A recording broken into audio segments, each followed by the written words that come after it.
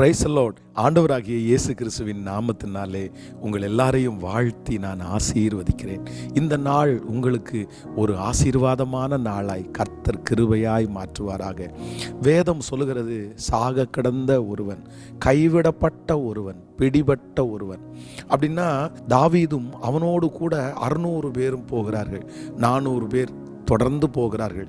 200 பேர் விடாய்த்து போனபடினால் பேசோர் ஆற்றை கடக்க முடியாமல் இருக்கிறார்கள். ஆனால் இவங்க 400 பேரும் கடக்கும்போது ஒரு எகிப்தியனை பார்க்குறாங்க. அந்த எகிப்தியன் சாக கிடக்கிறான், அந்த எகிப்தியன் கைவிடப்பட்டு கிடக்கிறான், அந்த எகிப்தியன் பிடிபட்டு போயிருக்கிறான். ஆனால் அந்த ஒரு மனுஷன் மூலமாய் வழி கண்டுபிடிச்சு தாவீது சகலத்தையும் திருப்பி கொண்டான் என்று வேதம் சொல்கிறது. சாக கிடக்கிற ஒருத்தனை, பலனில்லாத ஒருத்தனை கர்த்தர் பயன்படுத்தி ஒரு வழியை கண்டுபிடிக்கிறதுக்கு, ஒரு யுத்த வீரர்களுக்கு ஒரு ஜெயத்தை கொடுக்க